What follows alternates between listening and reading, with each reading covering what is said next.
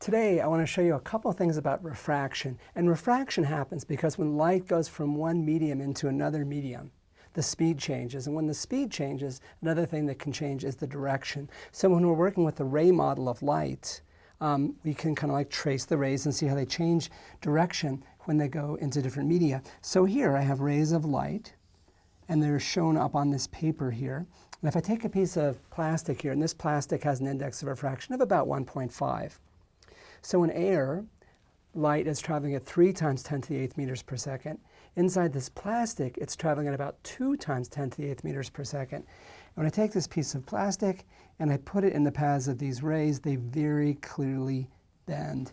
And when they come into the plastic, they bend toward the normal, and we've talked about that. And then when they come back into the air, they bend away from the normal. And so the paths of the rays are bent, and they're bent because the light has slowed down inside that plastic. Now, I'm going to show you a quick preview of what we're going to talk about next. If you look at this little triangle that I'm using to bend the rays, you can see it's like pointy, it's narrow on the top, and it's wider on the bottom. This shape right here is a lens shape. It's pointy on the top and it's wider on the bottom. This lens is going to bend rays of light downward when they go through it. But if I look at the bottom of the lens, it's going to bend rays of light upward. And so as a consequence, if I take this lens and I put it in the path of 3 rays, what it does is it brings them together at a single spot. The rays on this side get bent towards the center.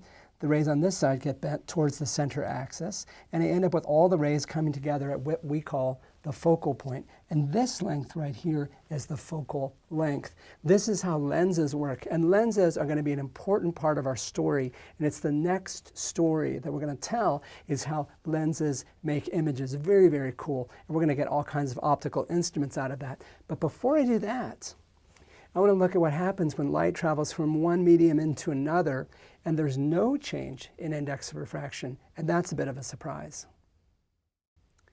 Now, this is a little glass figure, and this glass that this is made out of is Pyrex glass. And it turns out the index of refraction of Pyrex glass, which is about 1.5, is exactly the same as the index of refraction of Wesson oil. And it's just this remarkable coincidence. So I'm going to take this little glass dolphin, I'm going to put it inside this glass, and then to the glass, I'm going to add some Wesson oil. And as I pour the oil, I want you to watch carefully.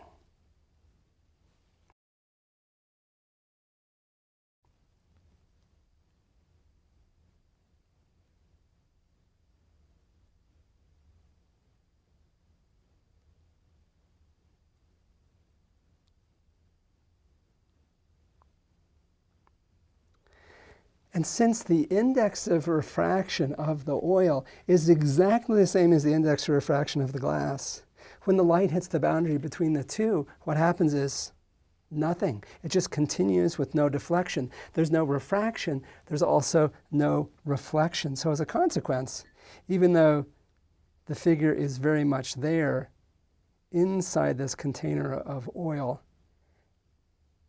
it's as if it has vanished.